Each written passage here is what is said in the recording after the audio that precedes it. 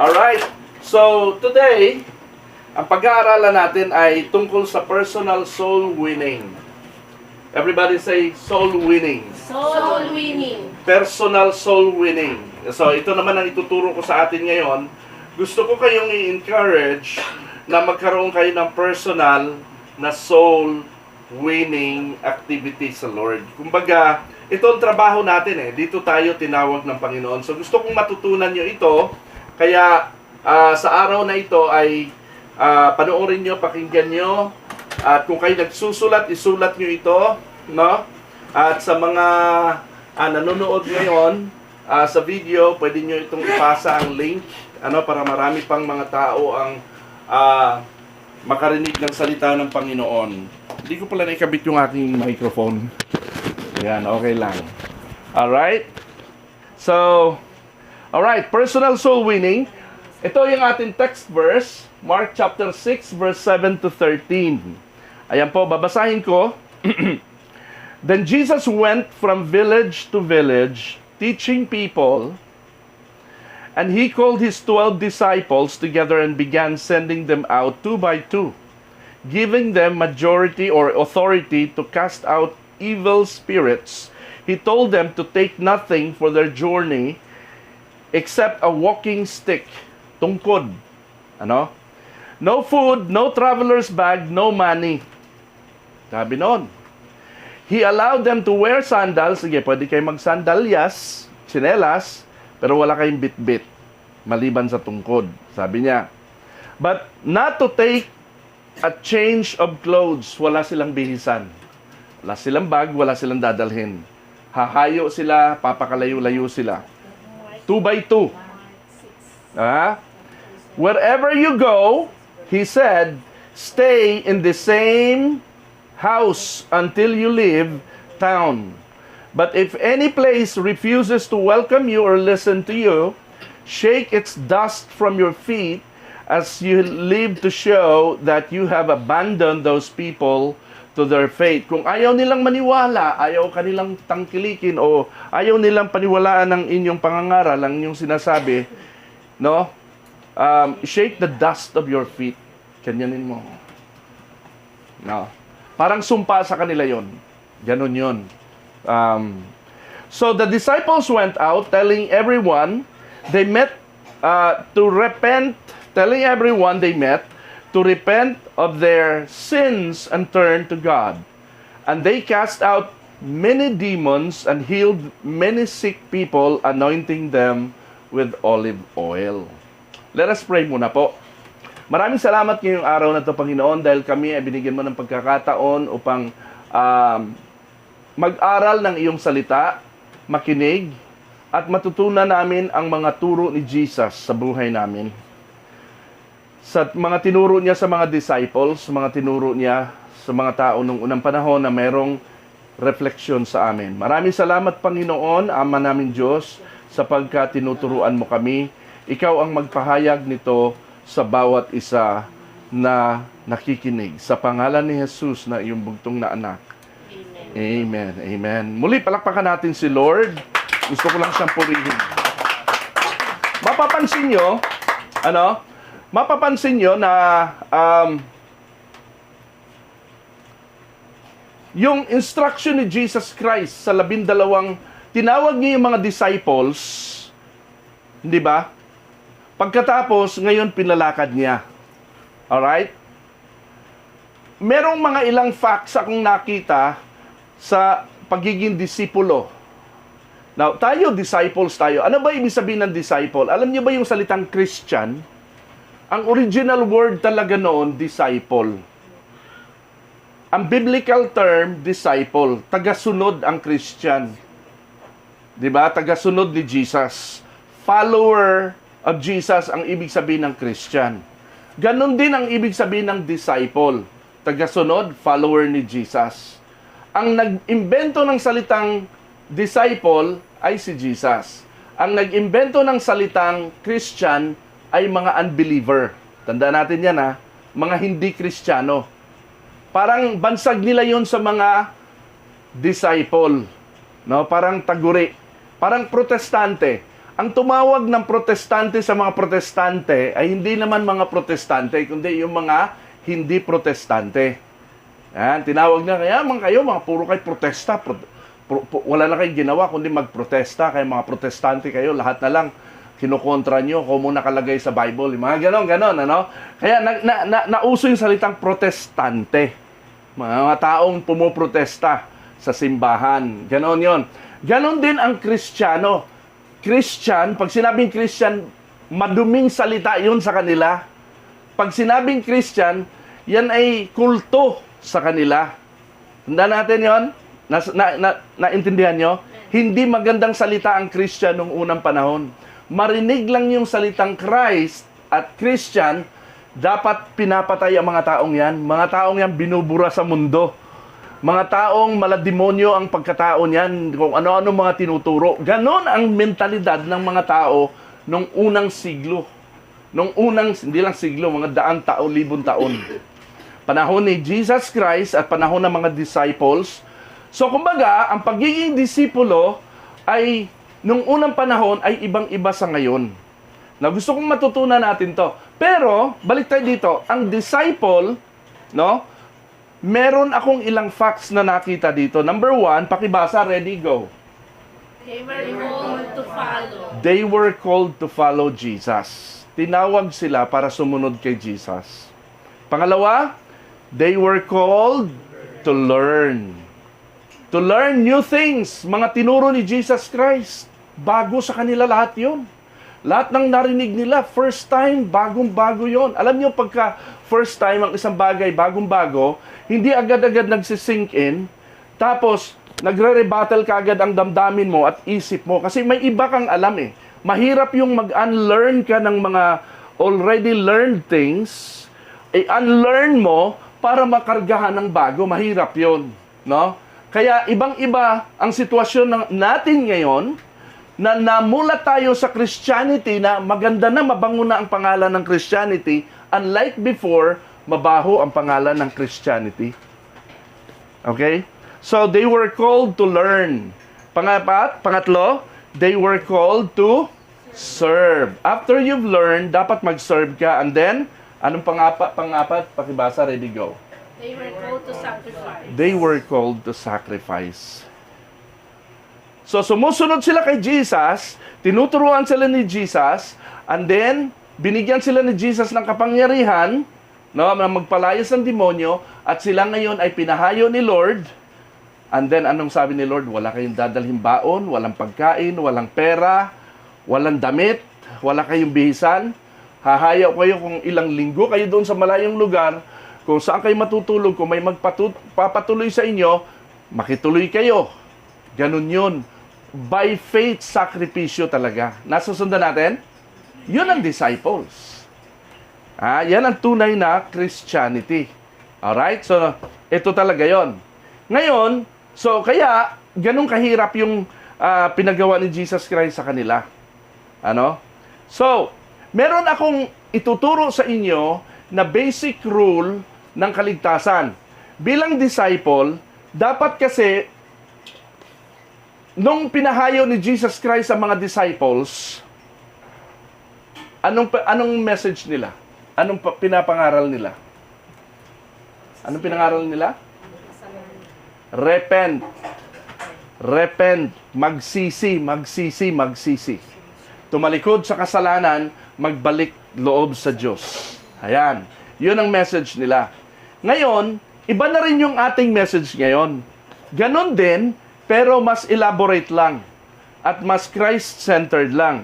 Now, dapat, kapag tayo ay humahayo o bilang mga Kristiyano, meron tayong taglay nito. Taglay natin itong ABC Rule of Salvation. Sino sa atin dito ang tumanggap na kay Jesus Christ? Ang taas ng kamay. Yan, lahat. Palagay ko kayo, lahat naniniwala kayo kay Lord. Ano? Hindi kayo madaling hindi na kayo madaling baguhin. Nakagisna na kasi natin yan eh. Alright. So ngayon, merong tatlo pala. ABC, Rule of Salvation na ituturo ako sa inyo na dapat kabisaduhin nyo ito hanggat maaari. Sino sa inyo ang ngayon lang narinig ang tungkol dito? ABC rule of salvation. Ngayon lang, si Mama, ngayon mo lang din ito narinig. Maraming ABC. Maraming ABC. Pero itong rule of salvation ay ABC lang. Dapat pagkabisado mo na to, kahit saan ka makarating, lalo na pagka memoryado mo yung verse, kahit saan ka makarating, no, pwede ka mag-share ng Word of God. Pwede ka mag-share ng salvation at patanggapin sa Panginoon yung tao. Magsisi siya sa kasalanan kahit saan kayo makarating. Ganon tayo bilang mga disciples. So, isa-isahin natin ito, ano? Una, anong sabi dyan? Admit that you are a sinner. That's the letter A. I-admit mo sa sarili mo, sige, tanggapin mo sa sarili mo na isa kang makasalanan. Lahat ba ang ng tao makasalanan? Amen. Sabi sa Romans 3:10, nakalagay dyan, ano? So, isa-isahin natin yung mga verse. Pakibasa, Romans 3:10-23. Ready? Go. As it is written, there is no one righteous, not even one, for all have sinned and fall short of the glory of God. There is no one righteous, walang matuwid kahit isa. Not even one. For all have sinned and fall short. Ano ibig sabihin ng fall short? Nagkulang o nahulog sa kasalanan. Nagkulang. Hindi nakaabot sa pamantayan ng Diyos. Hindi niya naabot yung standard ni God. Ang standard ni God is perfection. Walang taong perfect. Tama? Okay? Nobody is perfect. Kaya fall short, kinapos. Kahit ang pinakamabait na tao, kahit ang pinakamadasaling tao, kahit ang pinakarelihiyosong tao, kahit yung taong pinakagalante sa lahat, kapos, fall short, kapos sa perfection ng Diyos. Kaya walang tao talaga na pwedeng pumunta sa langit. Lahat ng tao, makasalanan. All have sinned. Yan ang dapat nating una. Alam nyo, kapag kabisado nyo itong verse na to, puro mga verse ito nakalagay dito, ha? As it is written, there is no one righteous, not even one, for all have sinned and fall short of the glory of God. I would encourage everybody na i-memorize nyo yung mga verses na ito. Mga mahigit 10 verses lang naman to, no? And then, pag na-memorize nyo to, andali nyo nang mag-share ng Word of God. Lalo na pag alam nyo na yun, 3 lang naman yun, ABC. So, A ito. Pangalawa, no? Bilang supporting sa Romans 3:10 na wala talagang tinatanggap si Lord. Kung pagiging mabuting tao lang din ang sukatan, pagiging mabait lang din, pagiging madasalin lang din, kulang yun. Bakit? Sabi sa Isaiah 64:6. Anong sabi? Pakibasa. Ready, go. We are all infected and impure with sin. When we display our righteous deeds, they are nothing but filthy rags. Basahan. Grabe, ano? Yung pag pinagmamalaki daw natin ang mga nagawa nating mga mabubuti, mga pinagmamagaling natin ang ating mga kabaitan at kahusayan, mga nagawang mabuti, basahan lang yan sa Diyos. Grabe, ano? Ganong katindi. Kaya wala talagang taong pwedeng makapunta sa langit. Nasusundan natin?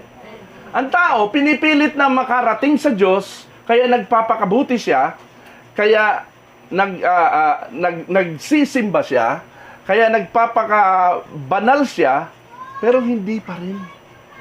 Sabi diyan, ang lahat ng kabutihang kaya natin gawin ay kapos. Sabihin natin kapos. Kapus. Kapos, hindi kayang abutin ang standard ni God.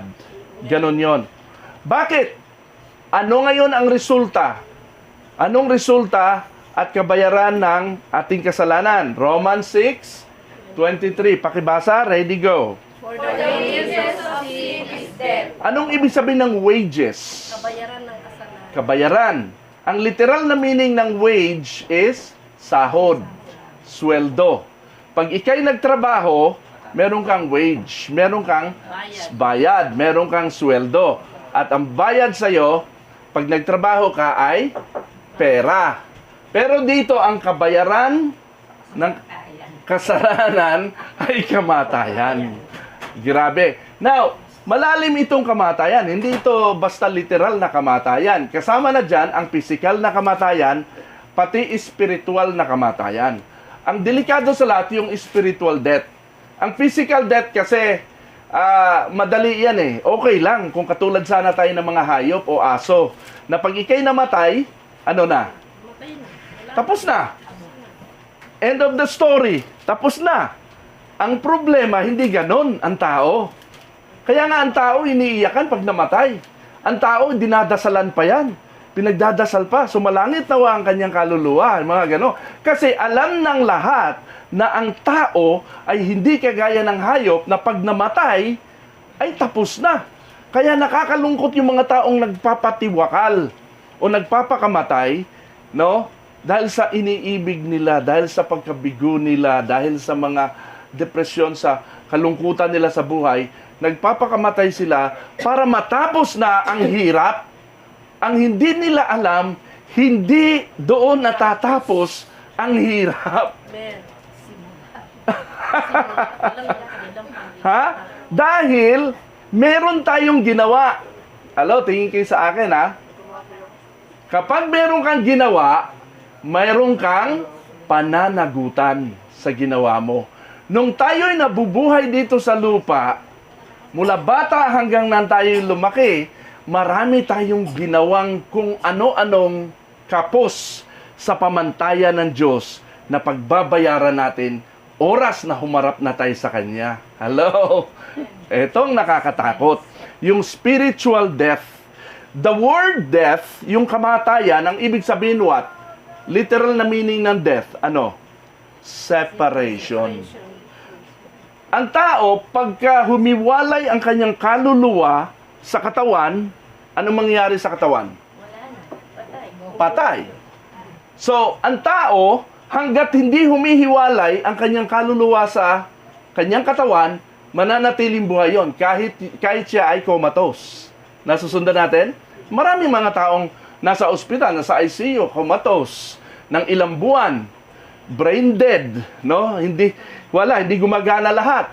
Pero hanggat hindi humihiwalay yung kanyang kaluluwa sa katawan, hindi dinideklara ng mga doktor na dead yung tao. Nasusundan natin? So, ang ibig sabihin ng salitang dead ay separation from the body. Separation of what? Separation of your soul from your body. Hi, meron pala tayong soul. Meron pala tayong spirit. Ha? Bakit ang mga hayop walang ganon? So, meron tayong... Yan ang ibig sabihin ng death. Everybody say death. Death is the separation of the body and soul. Yan ang physical death. Ngayon, ano ang spiritual death? The separation of the soul from God. Nako, yun ang delikado. Yung ikaw ay mahiwalay yung soul mo sa Diyos. Kahit anong katok mo sa langit, Lord, papasukin mo naman ako. Sorry ka. Meron akong nabasang isang nagtestimony, panaginip niya. Christian ito. Sobra siyang iyak siya ng iyak. Hindi nabasa, napanood ko sa YouTube. Iyak siya ng iyak. Kasi daw, nanaginip siya ng pagkalalim-lalim na panaginip at tila dinala siya ng Diyos sa heaven. Ang daming taong hindi pinapasok sa heaven. Trilyones na mga tao. At isa siya sa mga taong yon na nandoon. Pero siya ay pinapasok. Ngayon, yung mga tao ganito, sobra daw nakikiusap na papasukin sila, hindi sila pinapasok. At tila daw ang mga sagot ng Diyos sa mga taong ito ay parang ang Diyos ay hindi marunong maawa. Ang Diyos, akala ko ba ang Diyos ay pag-ibig, ang Diyos ay maintindihin, maalalahanin. Pero bakit kung magsalita siya, parang tapos na ang lahat. Wala nang pag-asa ang tao, hindi siya marunong maawa. Alam niyo ba, totoo yun? Sinabi ni Jesus Christ, God is the God of the living, I am the God of the living, not the God of the dead. Hello, nasusundan natin to? Ibig sabihin, mabait lang si Lord sa iyo ngayon na buhay ka pa. Ha? Ang love niya, ang grace niya, ay nandito lang yun dahil buhay ka pa. He is your God because you're alive. Nandito pa ang communication ng God at saka ng soul mo. The moment ikaw ay patay na, the moment humiwalay na ang katawan mo, ang kaluluwa mo sa katawan mo, at ikaw ay hiwalay din sa Diyos, wala nang kaawa-awa ang Diyos sa'yo.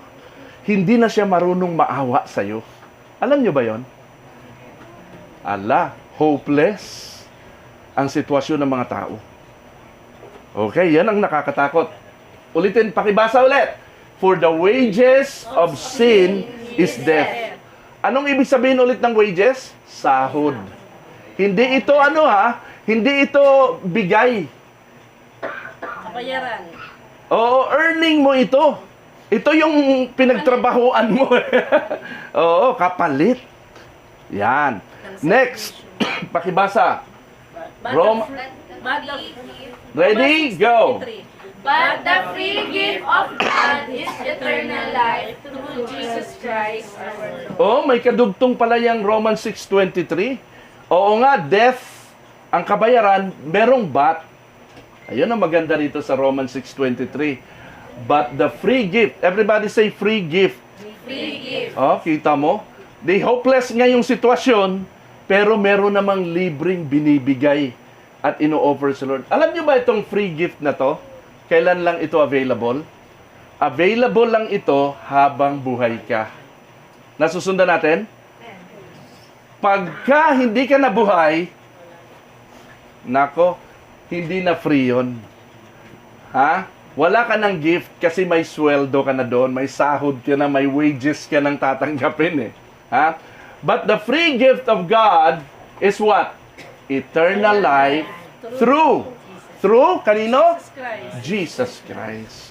So, ibig sabihin, ang ating hope ay wala sa ating kabaitan, sa ating nagagawa. We are hopeless on our own, kundi talagang full ang ating pag-asa lang kay Jesus Christ. Bakit ka mo? Romans 5:8. Anong sabi dyan? Pakibasa, ready, go. But God shows His love for us in that while we were still sinners, Christ died for us. While we were still sinners, Christ died for us. Grabe, Talagang, alam nyo, ganito yan eh. Ganito lang yung logic dito.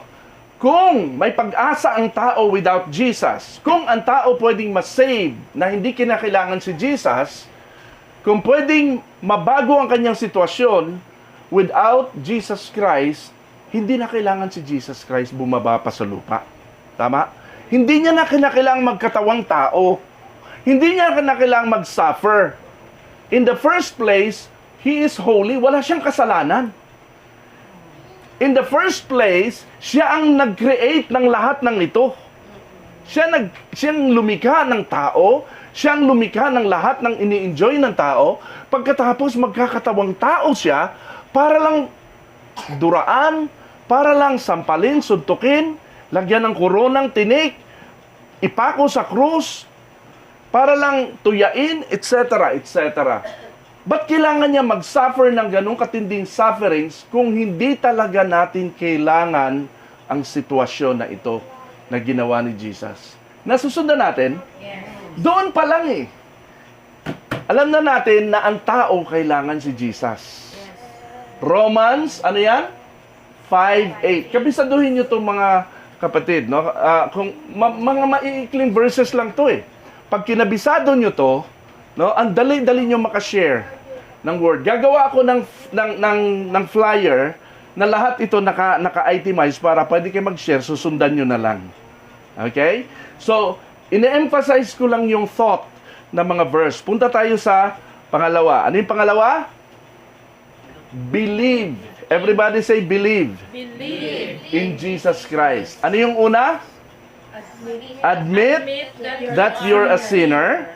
Letter A. Letter B is? Believe in Jesus Christ. 4 na verses na naman to. John 1:12, John 3:3. Puro mga John. Hi, John. Ganda ng pangalan ni John, no? John 1:12. Sino nakakalam ng verse na John 1:12? Pakibasa nga, sabay-sabay. Ready? Go. But to all who believed in him and accepted him, he gave them the right to become children of God. Sa lahat ng mga naniwala na nampalataya sa Kanya at tinanggap siya, ay binigyan sila ng karapatan. Everybody say karapatan. Right. Karapatan to become children of God. Alam niyo po, sino ba ang pinakamayaman tao sa mundo ngayon? Si yung may-ari ng Elon Musk, may-ari ng Tesla. Okay, pwede. Si Bill Gates, hindi siya pinakamayaman. Okay? Ano kaya kung sabihin ni Bill, imagine nito, sabihin ni Elon Musk kay Yen, Yan. Yen, ampunin kita. Anong payag ka, hindi? Tatanggapin mo o tatanggihan? Oo naman. Lahat kayo, tanungin, sabihin ni Elon Musk, ampunin ko kayo lahat, libre. Anong gagawin niya sa akin? Anong gagawin? Wala, mamanahin nyo lang yung aking kayamanan. Anong gagawin nyo? Siyempre. Alam nyo, yung right to become, alam yung nakaakibat sa salitang children of God, ano ang nakadikit dyan? Anong kaakibat niyan? Mana. Eredero ka ng Diyos. Kapag ikaw ay eredero ng Diyos, saan ka pupunta pag namatay ka? Sa kanya, siyempre. Sa Kanya, di ba? Tatay ko siya. Ngayon, yung pagiging ganon, yung right na yan, saan, kailan yan pwedeng makuha kapag patay ka na? O ngayong buhay ka When pa? you believe. Ngayong pagpatay ka na o habang buhay ka pa? Habang buhay ka pa. Kaya, kapag ang isang tao nadulas sa buhay na ito at namatay, wala na siyang pag-asang makakuha ng rights sa pagiging eredero niya sa Diyos. Kaya ang tao pupunta sa langit o pupunta sa impyerno, hindi dahil mabuti o masamang tao siya, kundi dahil ang tanong, asa na ang papers mo? Asa na ang dokumento mo para papasukin kita dito sa kaharian ko? Nako? Hello? Nasusundan niyo to? Dapat meron kang na-prepare na dokumento sa pagpasok sa langit bago ka mamatay. Nasusundan natin? Si nanay, naintindihan, ano? Right. Binigyan daw tayo ng right to become children of God. Bakit naman children? Bakit naman hindi na lang to become followers of God? Ba't hindi na lang to become friends of God? Ba't hindi na lang to become servants of God? Ano pa ba? Kasi automatic na ano na yun eh. Anak lang ang pwede magmana sa magpapalaki. Correct. Ang servants, ang followers, lahat ng yan, walang mamanahin yan sa Diyos. Para magmana ka kay Lord, kailangan maging anak ka talaga. So, the fact na sinabi yan dito, na bibigyan ka ng right to become children of God, ibig sabihin, hindi lahat ng tao ay anak ng Diyos. Actually, anak tayo ng dyablo. John chapter 8. Hindi ko na nalagay dyan, para hindi masyadong madami. 4-4 lang yan eh. Kayo ay sa inyong amang dyablo. You are of your father, the devil. Kita mo, anak tayo ng dyablo. Ngayon, magiging anak lang tayo ng Diyos pag nabigyan tayo ng right to become God's children by what? By believing in Him and accepting Him. Ganon yun. So, John 1:12, nasusundan natin? Ngayon, bakit children of God? Ito ang tanong, babalikan ko yung tanong na yan. Bakit kinakailangang gawin kanya munang anak? Kasi may premise dyan. Alam niyo kung ano yung premise? Eto, John 3:3. Pakibasa, ready, go. Jesus replied, I tell you the truth, unless you are born again, you cannot see the kingdom of God. Oh, kailangan ka palang isilang ulit. So, pag binasa mo itong context nito, nagtanong, alam niyo kung sinong kausap ni Jesus dito? Pag binasa niyo? Nicodemo. Si Nicodemus. Si Nicodemus ba masamang tao? Hindi. In fact, isa siya sa pinakarelihiyosong tao sa Israel noong unang panahon. Siya ay pari. Tapos, kausap siya ni Jesus at sabi niya, Nicodemus, sinasabi ko sa iyo, I tell you the truth, unless you are born again, you cannot see the kingdom of God. Ibig sabihin, yung pagiging relihiyoso mo, hindi yan kayang abutin ang kaluwalhatian ng Diyos. Kailangan mong isilang na muli. Nagtanong tuloy si Nicodemo. Alam niyo kung tanong ni Nicodemus? What?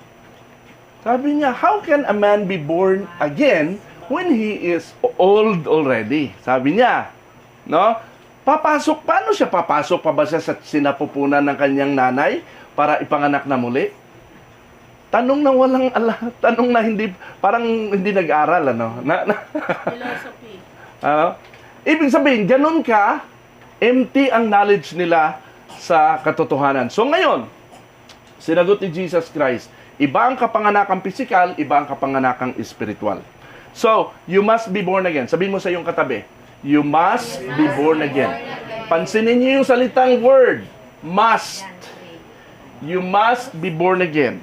Now, you cannot see the kingdom of God. Kaya pala, kinakailangan kang mabigyan ng right to become children of God. Kinakailangan magkaroon. Alam niyo anong pinanghawakan ng mga taong, ang mga batang ampon? Alam niyo kung anong pinanghawakan nila? Adoption papers. Yun. At ang nagkaloob ng adoption paper sa atin para maging anak ng Diyos ay si Jesus. Kaya pag tinanggihan ng tao si Jesus, ayaw nilang umaten ng gawain, ayaw nilang makinig ng salita ng Panginoon, at tinanggihan si Jesus, sinong kawawa? Si Jesus ba ang kawawa? Sila ang kawawa. Now, bakit ino-offer ito ni Lord sa kanila? John 3:16. Pakibasa. Ready? Go. God so loved the world that He gave His only Son, that whoever lives in Him shall not perish but have eternal life. Yan. Whoever. Everybody say whoever. Whoever. Pag sinabing whoever, kahit sino. So, hindi sukatan dito kung ano ang relihiyon. Kaya walang relihiyon. Hindi sukatan dito kung mabuting tao ka o masamang tao ka.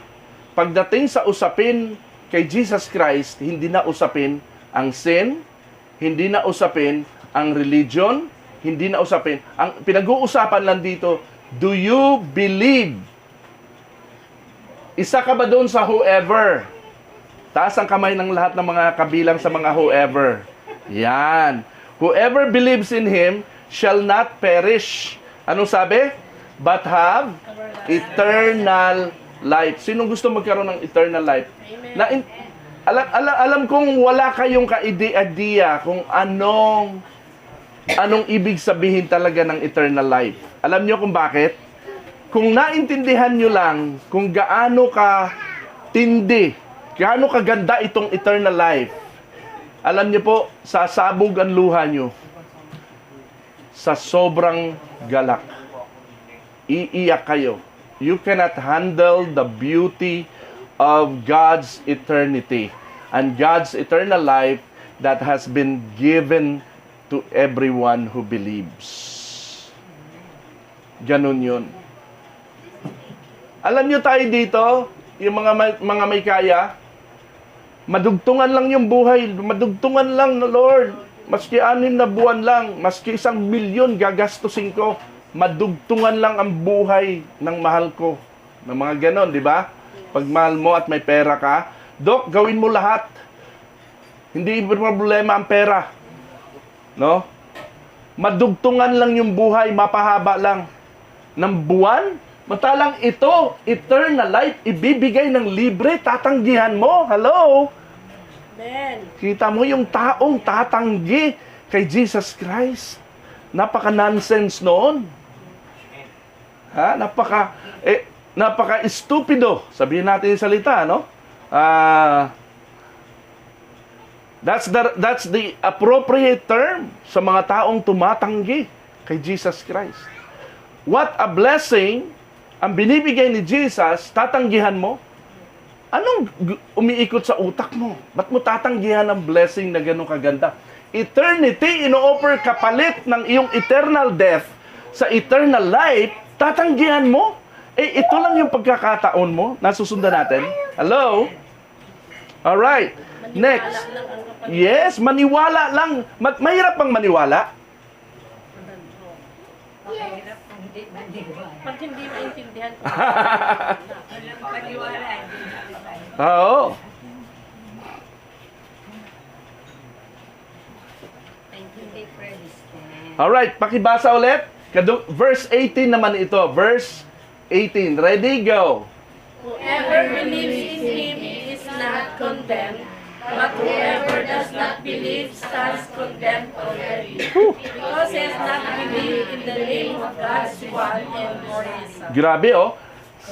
Stands condemned already. Gusto ko yung word na stands condemned already. Alam niyo kung bakit? Nakatayo pa siya. Buhay pa siya. Alive and kicking sa mundong ito. Malakas pa siya. Pero hinatulan na siya ng Diyos na mapupunta siya sa impyerno. Ibig sabihin, pag namatay ka, humarap ka sa Panginoon, oh, andito ka na. Sabihin ni Lord sa kanya, andito ka na. Anong atin? Doon ka. Doon ka. Doon ka. Yes. Lord, Lord. Anong Lord, Lord? I never knew you. Doon. Ganong katindi ho. Buhay pa, hinatulan na. Simply because hindi sila nag-believe kay Jesus Christ. It doesn't matter kung if you are an Israelite or Jew or a pagan. Alright? Tingnan natin, John chapter 10, verse 28 and 29. Ready? Please read. Ready, go. I give them eternal life, and they will never perish. No man can snatch them away from me. Grabe, ano? What an assurance. Kapag tinanggap mo si Jesus, meron kang eternal life, at wala nang makakapagpabago nun.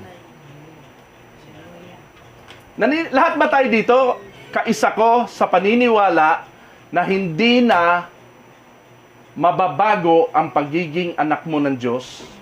Hindi yung anak ka ng Diyos ngayon, pwede ka pa ulit maging anak ng dyablo. Pwedeng mawala sa iyo ang kaligtasan. Naniniwala ba kayo sa nawawala ang kaligtasan? Hindi po nawawala ang kaligtasan. Tandaan po natin yan.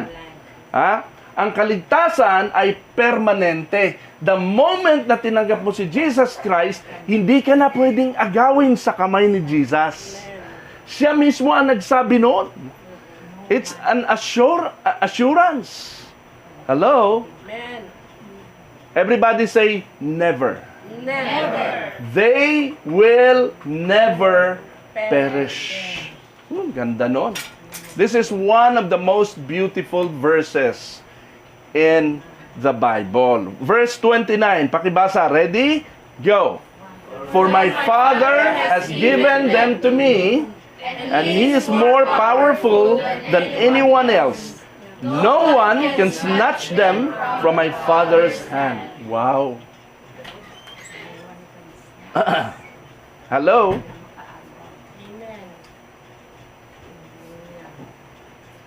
Hindi kayang agawin ng dyablo ang sinumang anak ng Diyos sa kamay ng Diyos. Amen ba? No one can separate. No one eh. Everybody say, no one. No one. Anong tinutukoy noon? Tao, bagay. Tao ba o bagay o hayop? Ano ba tinutukoy? Pag no one. Lahat. No one. Pag bagay kasi nothing. Nothing. No. Pero no one, anong tinutukoy? Tao, being. Ngayon, si Satan ba ay being? Being. Ngayon, tanongin kita, ikaw, sa sarili mo, are you a being? Yes. Ibig sabihin, kahit ikaw sa sarili mo, you cannot pluck yourself out of God's hand. Sino bang mas malakas, ikaw o ang Diyos? Ang Diyos. Kaya ikaw mismo, hindi mo kayang, kung ikay anak na ng Diyos, hindi mo kayang lumayo sa Diyos. Tandaan natin yan. Hindi mo kayang tumiwalag sa Diyos.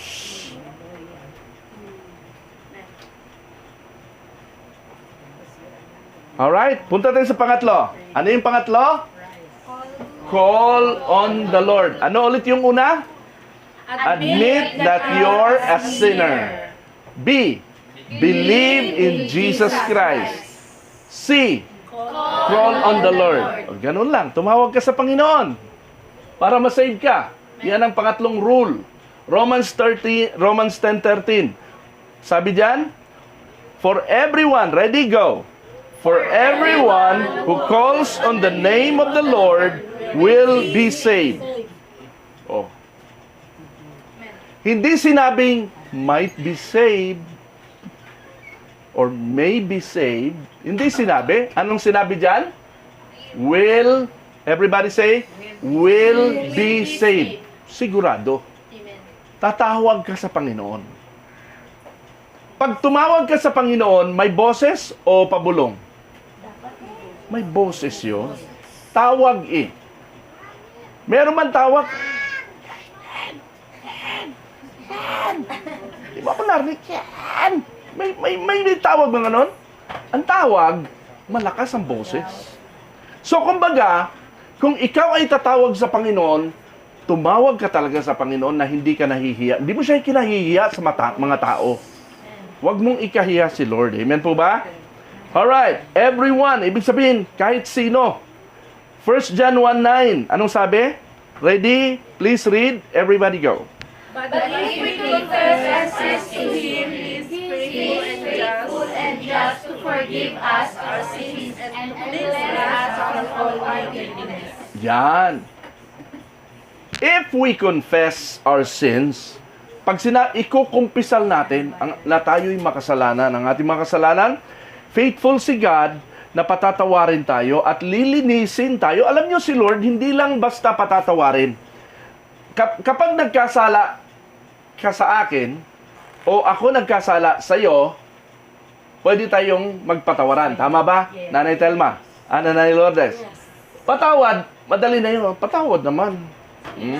Patawarin mo na ako. Patawarin mo na ako. Tao lang. O, di ba? Patatawarin mo ako. Pero iba yung paglilinis. Si God lang nakakagawa noon. Iba to. Alam nyo kasi, bakit ang tao kapag nagkasala sa isa't isa, nagkapatawaran na, pero dumarating yung time na naaalala mo pa din yung kasalanan ginawa ng taon to.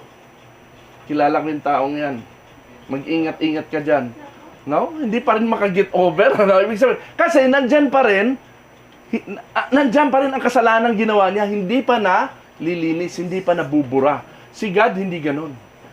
Kapag ikay pinatawad ni Lord, may kasamang paglilinis. Wala nang alalahanin. Alam niyo, si God hindi malilimutin. Pero kahit siya mismo, hindi niya na maaalala ang ginawa mo. Kasi bakit? Nilinis niya na. Ganun katindi ang ginawa ni Jesus. Oh, ano yung kailangan? Yes, palakpakan natin si Lord. Ano yung kailangan lang gawin daw para mapatawad at mapalinis? Anong kailangan gawin? Confess. Yes. Tanggapin mo lang. Yung i-admit mo, Lord, makasalanan ako. Wala akong pag-asa sa sarili. Hindi ako ganun kabuti. Kahit mabait ako, Panginoon, ang kabaitan ko walang kwenta sa'yo. Parang basahan lang sa'yo. Kailangan kita, Panginoon. Yung ganung confession, no? With your mouth, no? Ay, yun ang kailangan.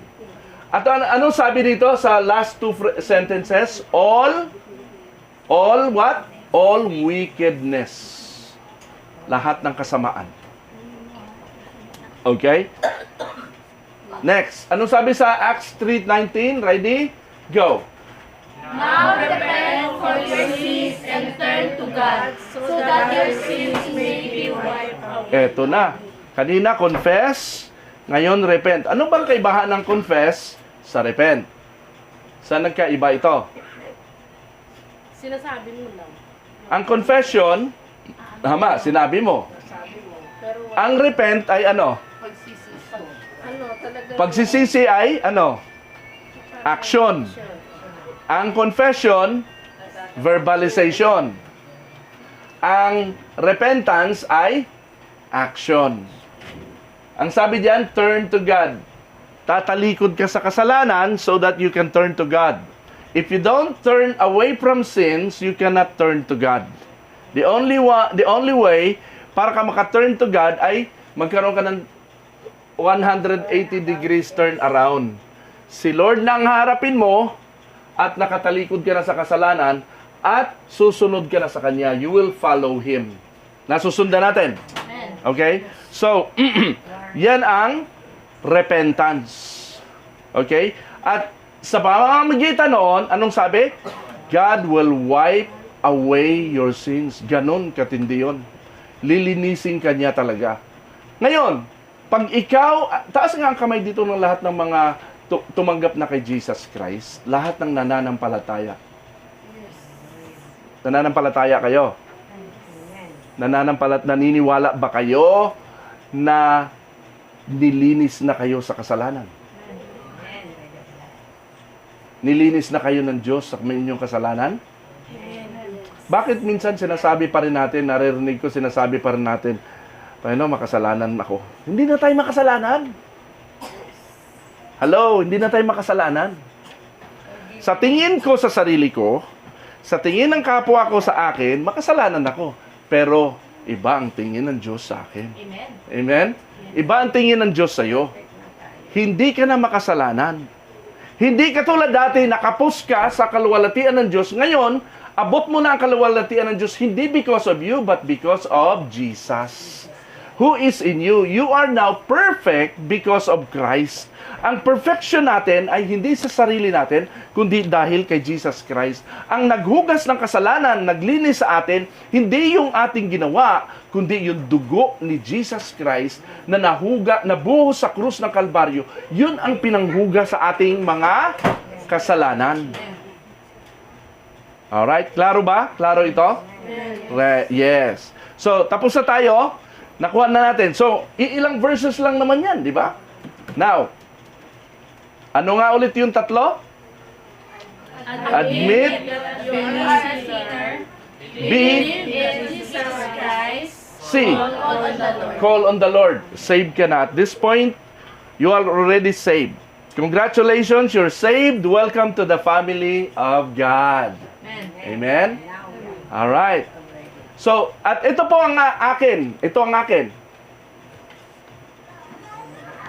Kung ikaw ay totoong sumasampalataya sa Panginoon, nakaupo ka pa lang dyan, hindi pa kita tinatawag sa harapan, at ikay sumasampalataya, tinatanggap mo lahat ng mga sinasabi kong ito, sa lahat ng mga nanonood ngayon, sa video na ito, sa Facebook, sa YouTube, habang pinanonood mo to, at naniniwala ka sa lahat ng sinabi, binasa kong verse. Di man ako nagsabi nito, puro verse lang itong sinulat ko dito eh. Kung naniniwala ka dito, si Jesus Christ nagsabi nito, saved ka na. No? You are already saved. Diyan sa iyong kinaroroonan, ikaw ay nililinis na ng Panginoon. Kung ikaw ay kinukumpisal mo na ikay makasalanan while you're listening, watching this video, ikaw ay saved na. Ganun yun. Nasusundan natin? Alright. Sabi mo sa iyong katabi, congratulations. Yes, kamayan nyo ngayon sila ngayon. Yan. Praise the Lord, yes. You are saved. Welcome to the family of God. Meron ka ng right to become children of God. Tatlo lang, ano? Tatlo, ABC, napakadali. So, pwede nyo itong i-share. Kayang-kaya nyo itong i-share, di ba? Alright, now, may letter D. Ano yung letter D? A, B, C, D pala. Tinago ko yung D. Alright? Hindi ko siya sinali. Kasi from that point pa lang, doon sa A, B, C, saved ka na. Itong letter D, hindi na to parte ng salvation. Ito ay discipleshiping na. Ito na yung maglilingkod ka na sa Panginoon. You're a new creation. You're a newborn baby in Christ kasi na-born again ka na. Alamin mo dapat ang will ni Lord sa iyo. Attend ka ng fellowship sa mga mananampalataya na ito. Now, hindi ko ito tatalakayin. Ito ay itatopic ko next week. Next Sunday as kadugtong nito. Now, meron akong isang mabilis lang bago tayo magtapos. Hindi lang, ang pag-share ng salvation sa mga tao ay hindi lang ABC rule. Merong isa pang very simple way of sharing God's Word. Okay? Alam niyo kung ano yon? Sino nang nakarinig nito? Romans Road of Salvation. Sino nang nakarinig ng Romans Road? Taas ang kamay. Ayan, 1, 2, 3. Romans Road.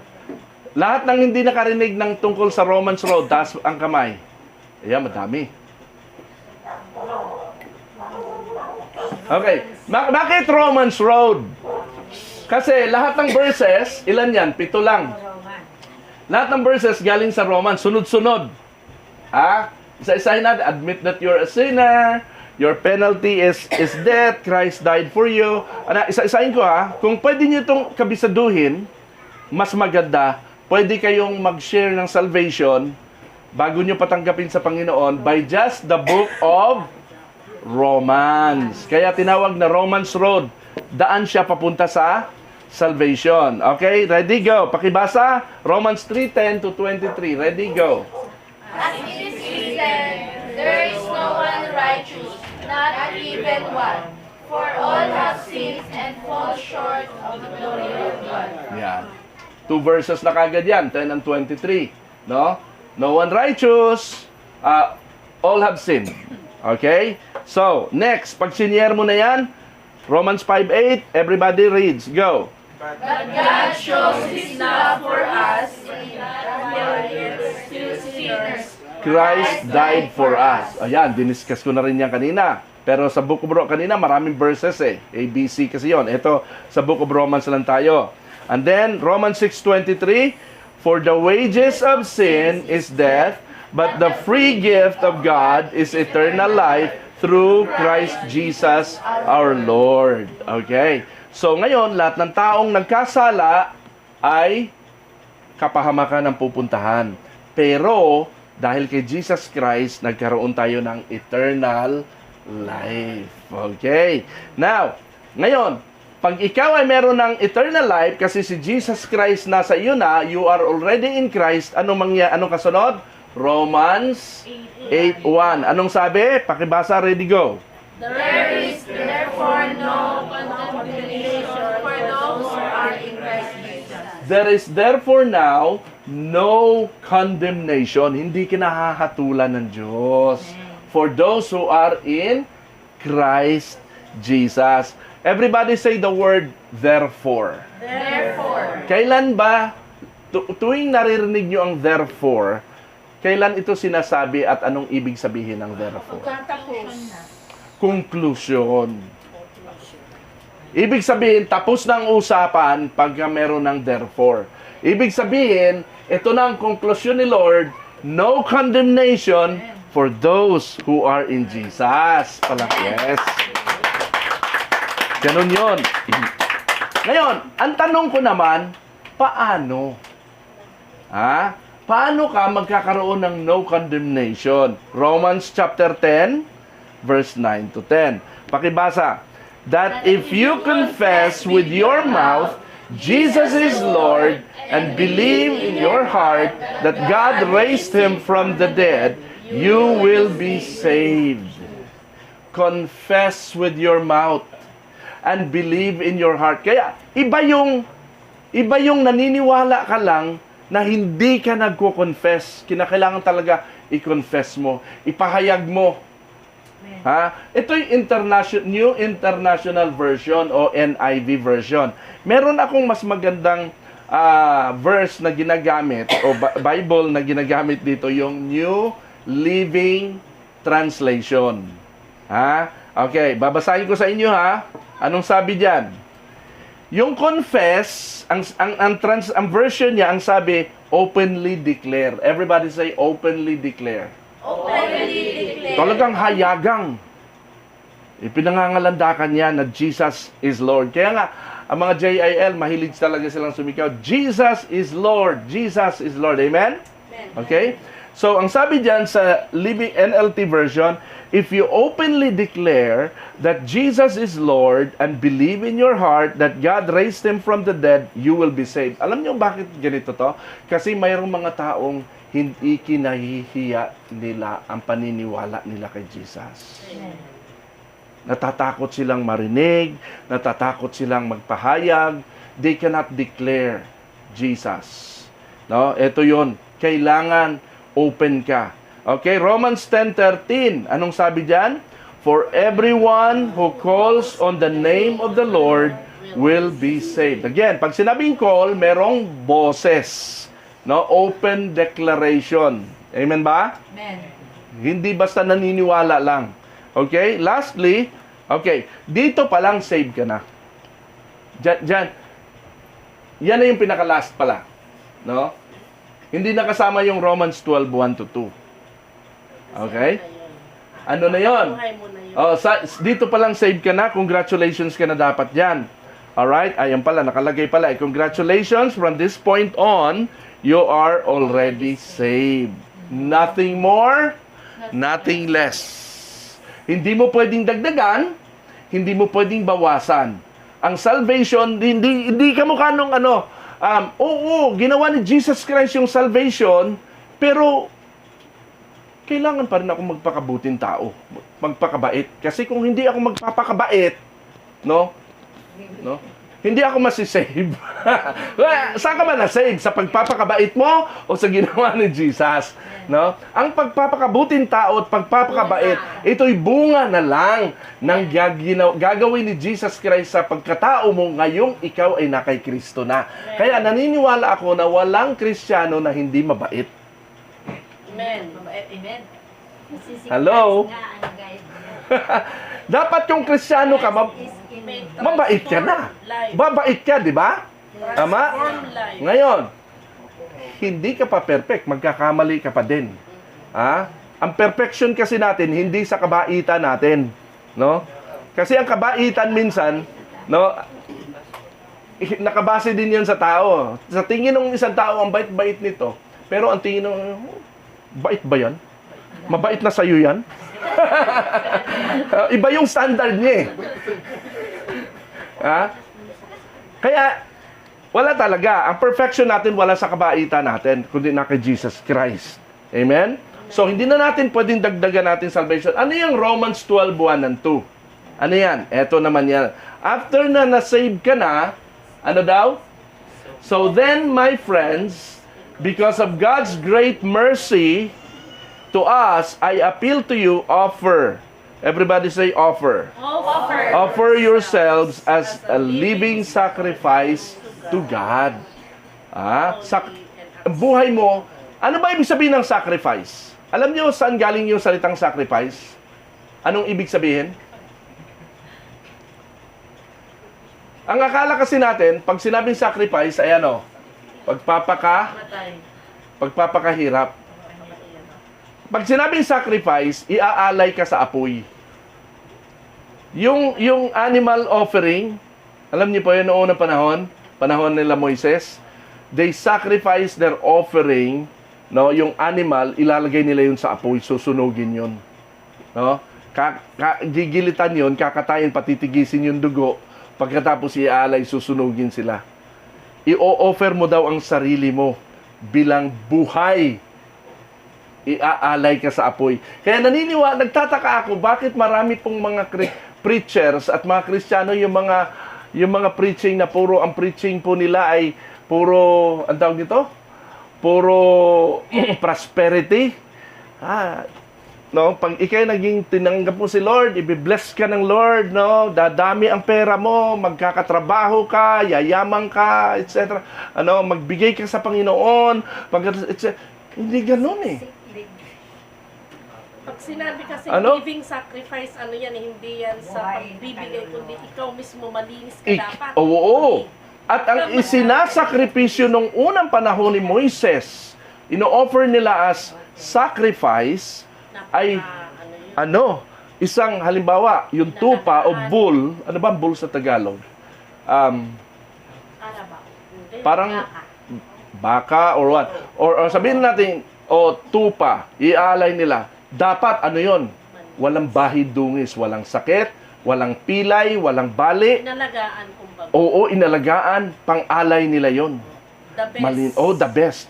Offer your life as living sacrifice. Ibig sabihin, dadaan ka sa apoy ng mga pagsubok, ng mga problema, at doon mo ngayon ipupurihin ang Panginoon. Naintindihan natin? So, mas malalim na yung chapter 12, verse 1 and 2 na yan. Hindi na pang sharing ng gospel. To sinama ko lang, para nang sa ganon, alam nyo na ang kahihinatnan pagkatapos tumanggap sa Panginoon. Kasi living sacrifice. Pag inalok ka ng dating mga kabarkada mo, tanggihan mo na, huwag ka nang gagaya sa kanila.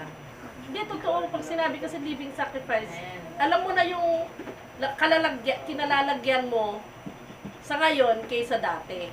Buhay na testimony May ka. sakripisyo talaga doon. Living testimony ka ng Panginoon. Kasi hindi na ikaw yung susundin mo, yung gusto. Okay, ang sabi diyan, may kadugtong pa yan, ano? May kamalang kasi yun eh. Living sacrifice to God, pakibasa yung susunod. Dedicated to His service and pleasing to Him.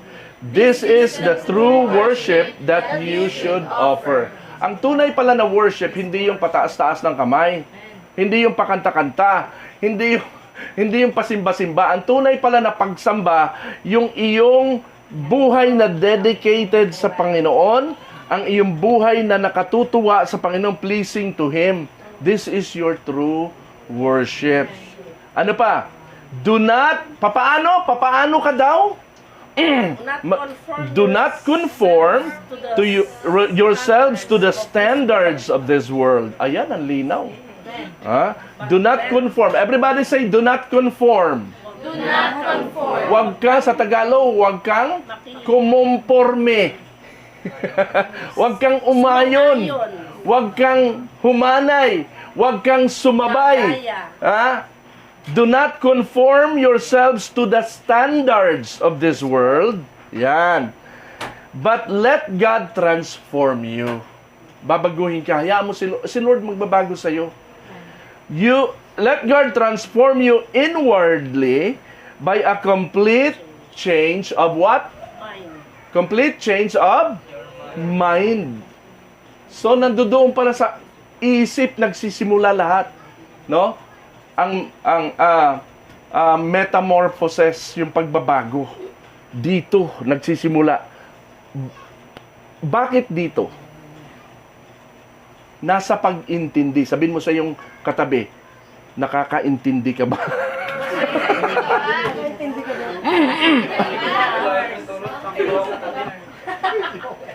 Amen. Hallelujah.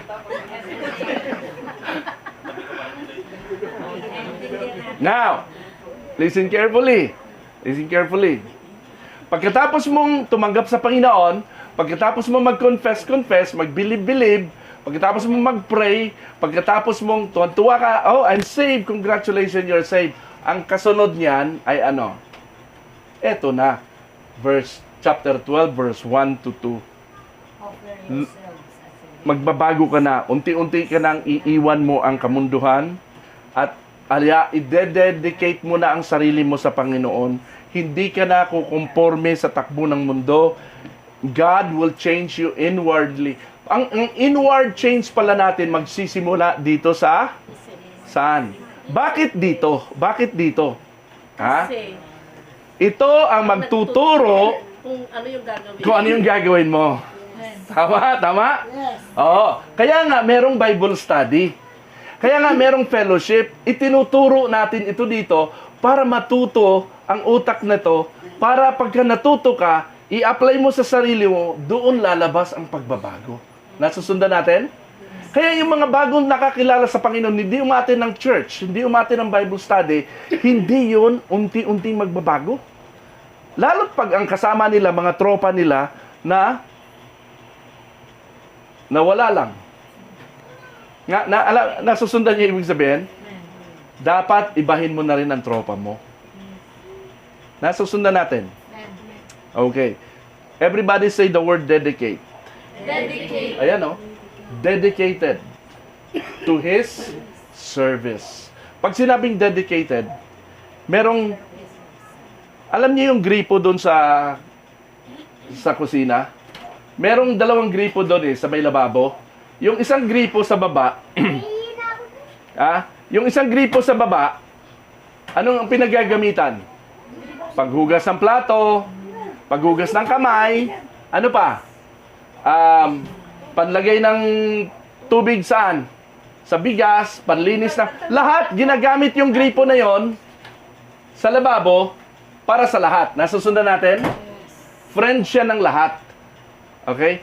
Pero meron akong isang gripo, maliit lang siya, na nakaangat ng konti, nakataas doon, na hindi ginagamit sa iba, nakadedicate lang siya sa iisang purpose. Daluyan lang siya ng tubig na malinis. Purified water. At dedicated lang siya para sa basong iinumin mo. Nasusundan nyo, hindi siya ginagamit sa lagay ng tubig magluluto, paglilinis ng isda, hugas na kamay. Yun ang ibig sabihin ng dedicated purpose. Dedicated to His service. Ikaw ngayon ay dedicated lang kay Lord. Nasusundan natin? Yan yun. Palakpakan natin si Lord. And then may itong pinakamahabang verse Anong sabi diyan sa verse 2? Then you will be able to know the will of God. Pag yung mind mo pala natuto na sa salita ng Panginoon, no? You will be able to know God's will, what is good and is pleasing to Him and is perfect. Doon lang. Alright? Amen? So, dalawang natutunan natin ngayong araw na to. Ang ABC rule at ang Romans road. Ano nga yung ABC rule? Ready? Go! Admit that you are a sinner. Believe in Jesus Christ. Call on the Lord. Yes. Ang Romans road ay alin? Romans 3:10 to 23. Sige na. Lahat ng verses sa Romans. Ilan yan? 7 verses. In the book of Romans. If you can, kabisaduhin nyo to. No?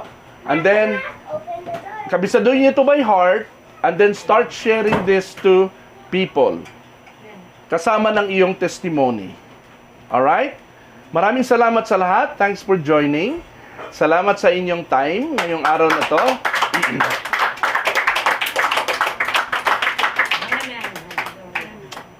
May natutunan kayo. Amen. Praise the Lord. Let us bow down our head. Let's pray. Panginoon, marami pong salamat dahil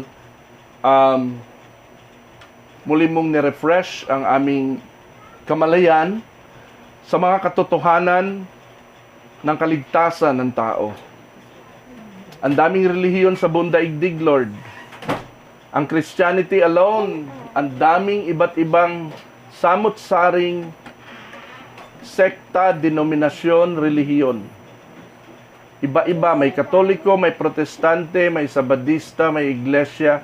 Kung ano-anong mga relihiyon, lahat ng ito ay may hawak din na Biblia. Pero Panginoon, simple lang ang sinasabi ng Biblia. Ang kailangan lang namin ay isa buhay ang mga sinasabi dito.